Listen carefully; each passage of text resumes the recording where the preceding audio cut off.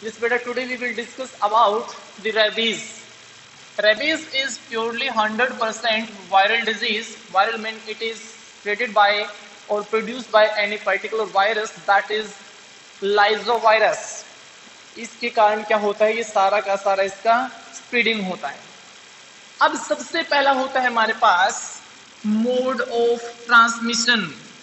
Mode of transmission mean how this virus can transfer from infected person to healthy person. infected person से healthy person तक transmit करने के कौन कौन से इसके वेज होते हैं। ठीक है बेटा, तो सबसे पहला इसका एक ही होता है। ये क्या करता है, जैसे जो बंदर हो गया, मंकी हो गया, या फिर डॉग हो गया, या कैट हो गई, इनके स्लाइवा से, लार्वा से, यानी कि इनके जो था ना मुंह के अंदर से जो थूक निकलता है, लार्वा निकलता है, उससे क्या होता है, एक पर्सन से दूसरे पर्सन तक ट्रांसफर होता है। तो लिखो, it can easily transfer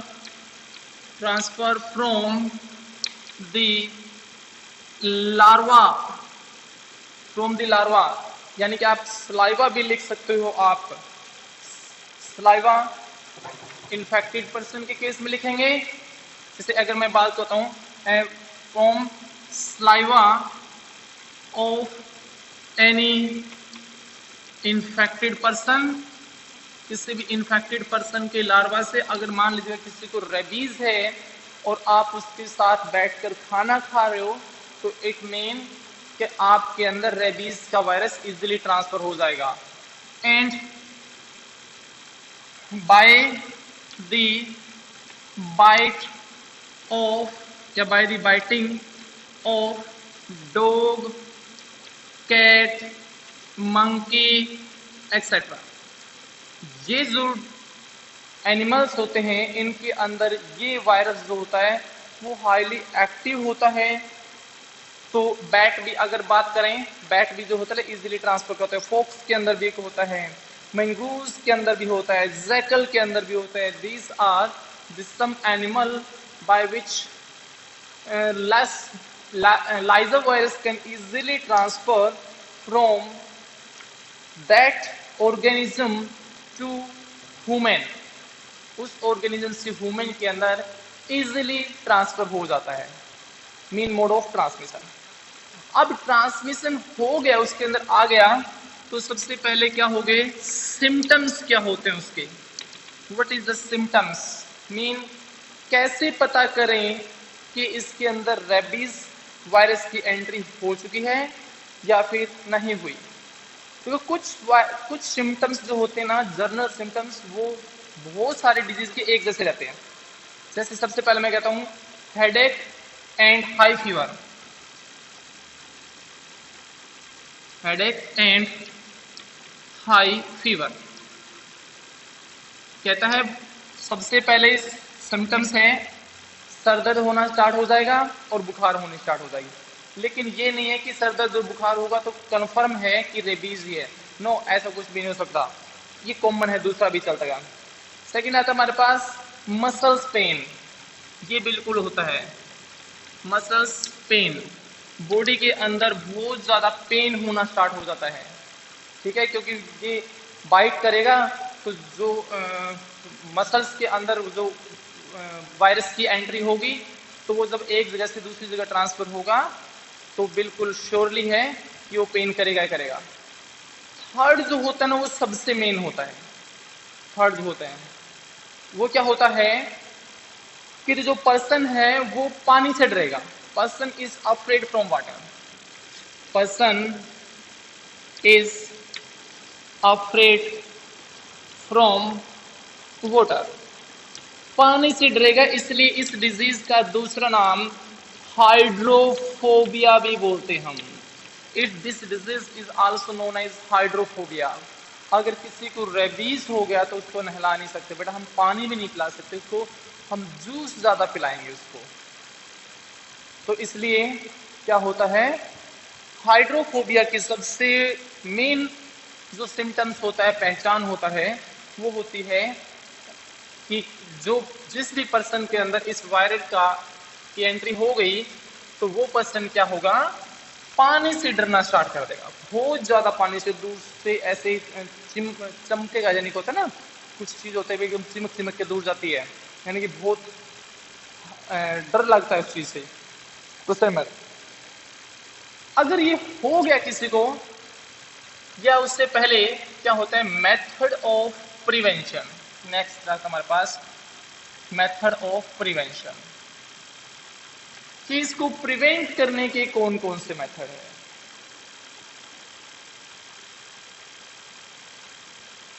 prevention, हाँ जी, सबसे पहला होता है हमारे पास, जो भी घरों में कुत्ते होते हैं, डॉग होते हैं, या फिर कोई भी आप कैट रखते हो, कहता है वो वैक्सीनेटेड होना चाहिए। तो लिखो pet dog, number 1, pet dogs and cat should be vaccinated. उनको इंजेक्शन लगवा लेना चाहिए।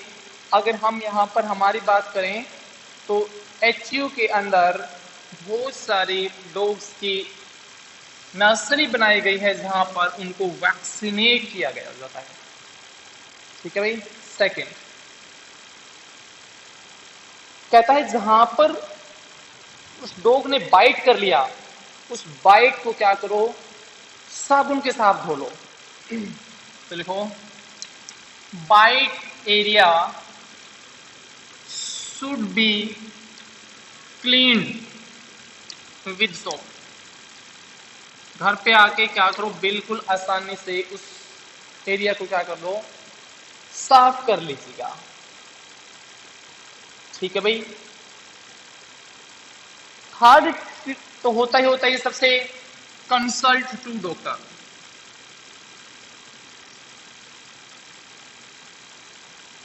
Consult to a particular doctor. Doctor से कंसल्ट कीजिए। ऐसे नहीं है कि भी सर ने पढ़ा दिया तो बस ठीक है, यहीं पे हम घर पे ट्रीटमेंट, घर पे खुद के डॉक्टर बन के खड़े होंगे। This is not a particular treatment. ये सारे के सारे जो हम घर पे कर रहे हैं वो क्या हो रहे हैं, वो होते हैं एक पर्टिकुलर प्राइमरी ट्रीटमेंट।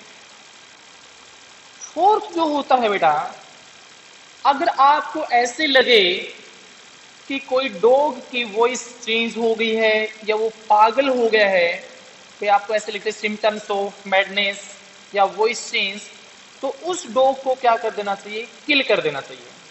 ठीक है। तो लिखो fourth, if there is any symptoms of madness, with पागलपन के, वो कुत्ता ऐसे बिहेव कर रहा है जैसे पागल हो, और मैडनेस और वॉइस चेंज, या फिर उसकी आवाज में कुछ चेंज हो, then such dog should be killed. उस डॉग को क्या कर देना चाहिए, किल्ड कर देना चाहिए, मार देना चाहिए। ठीक है भाई। फोर्थ होता है, फिफ्थ एक में आपको जर्नली बता देता हूं बेटा, कि अगर आपको किसी डॉग ने काट लिया तो इट इज नेसेसरी, और we can say it is your first responsibility to check that dog regularly next 10 days। 10 दिन तक उस डॉग को आपको चेक करना पड़ेगा कि 10 दिन के अंदर अगर उसको रेबीज हो गया तो कंफर्म है आपको भी रेबीज होगा। यानी कि अगर बाई चांस किसी डॉगी को आप डाल रहे हो या किसी कैट को आपको कुछ कर रहे हो, खिला रहे हो, घर पे भी है, अगर उसको आपने पंजे मार दिए या उसने बाइट कर लिया आपको, तो 10 दिन तक आपको उसकी क्या करनी पड़ेगी, देखभाल करनी पड़ेगी, ये चेक करने के लिए कि कहीं इसको रेबीज तो नहीं हो गया है, ये कोई पागल तो नहीं हो गया है। अगर वो पागल हो गया तो जैसे जैसे उसके अंदर पागलपन के दौरे आएंगे, आपकी बॉडी के अंदर भी वही चेंजेस आने स्टार्ट हो जाएंगे जैसे उस डॉग के अंदर आएंगे। ठीक है। तो नेक्स्ट आता हमारे पास कंट्रोल। कहता है इसको कंट्रोल कैसे करें। कोई कंट्रोल नहीं बेटा इसके अंदर। अगर सही मायने में देखें एक पर्टिकुलर स्टेज के बाद में कोई भी मेडिसिन इसकी नहीं है। तो लिखूंगा it can not be controlled after a particular stage. लेकिन अब जो है कुछ देखे हमने कि जैसे due to the awareness among the people, after they bite they immediately consult to a particular doctor। कि जैसे किसी को बाइट कर लिया तो वो क्या करते हैं कुछ टाइम बाद में ही डॉक्टर से कंसल्ट कर लेते हैं और इमीडिएटली कि उसके सिम्टम्स आने स्टार्ट हो जाए वो क्या करा देते हैं वैक्सीनेट कर लेते हैं अपने आप को, इंजेक्शन लगवा लेते हैं, इंजेक्शन लगते हैं इसके। ठीक है, लेकिन अगर आपके अंदर ये बहुत ज्यादा एक्टिव हो गया then it is not possible to control rabies. इसको कंट्रोल हम नहीं कर सकते। ठीक है बेटा, ये था हमारे पास रेबीज के बारे में। हाँ जी, यस बेटा।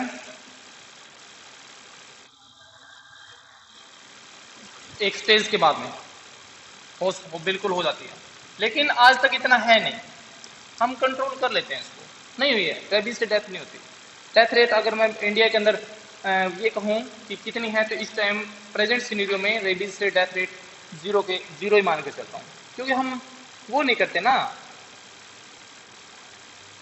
ये नहीं करते, वेट नहीं करते कि एक्टिव होगा ये होगा। आज काटा है ये जब से पहले कि वो बॉडी के अंदर उस बॉडी पार्ट के अंदर भी एक्टिव होते हैं, हम इंजेक्शन लगवा लेते हैं तो डेथ रेट 0 है।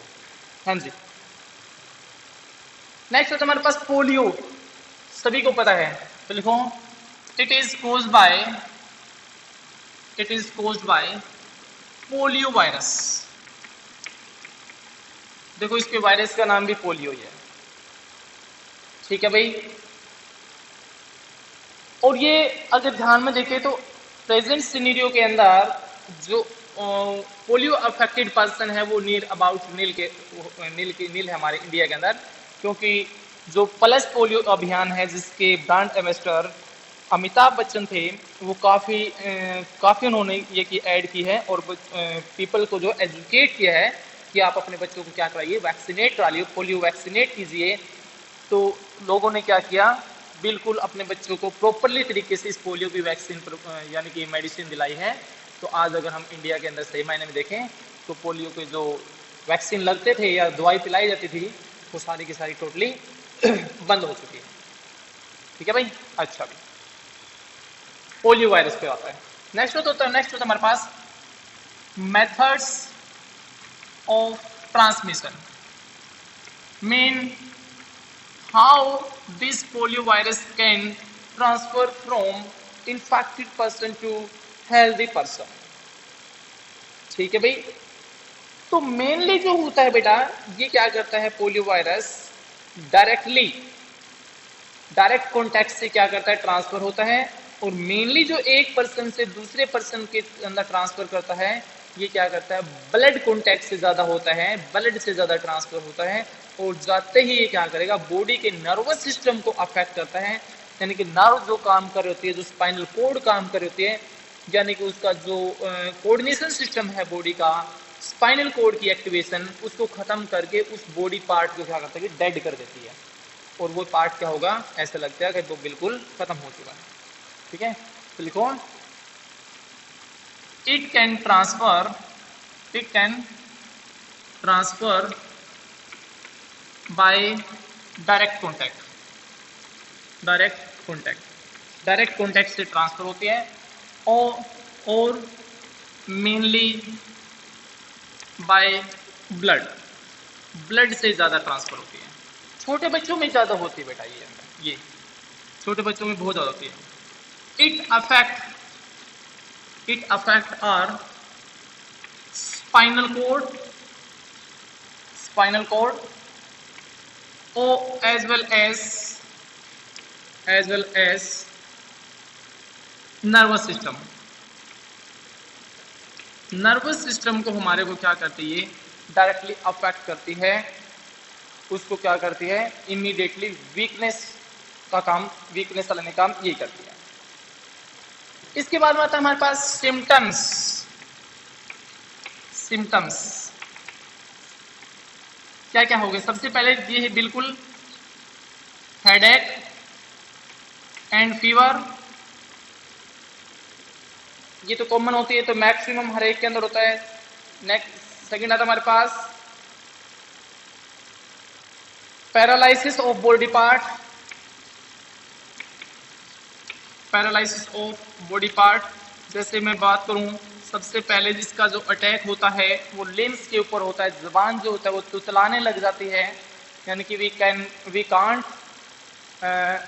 टॉक और we can say communicate easily with other person.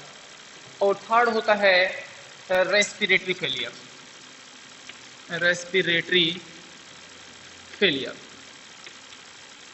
Respiration system को क्या करता है, ये डायरेक्टली अफेक्ट करता है। ठीक है भाई। कंट्रोल एंड प्रिवेंशन दोनों इसके एक ही है, कंट्रोल एंड प्रिवेंशन। प्रिवेंशन इसको प्रिवेंशन कैसे करें या प्रिवेंटिव मेजर, तो देखो इसको जो क्या था वो वैक्सीन होती है, पोलियो वायरस, पोलियो वैक्सीन, जिसको हम प्लस पोलियो अभियान के नाम से, एक प्लस पोलियो इम्यूनाइजेशन के नाम से नेशनल इम्यूनाइजेशन डे भी मनाते हैं हम। ठीक है, तो उसमें क्या होता था, पहले मंथली जो होता था 2 टाइम्स पोलियो वैक्सीन प्रोवाइड की जाती थी, फिर 1 टाइम हो गया। अब क्या होता है, एट प्रेजेंट सिनेरियो टोटली क्या है, ये बंद कर रखी है। तो लिखो it can be controlled by polio vaccine, it can be controlled by polio vaccine. अब एक छोटा सा क्वेश्चन मैं देता हूं आपको,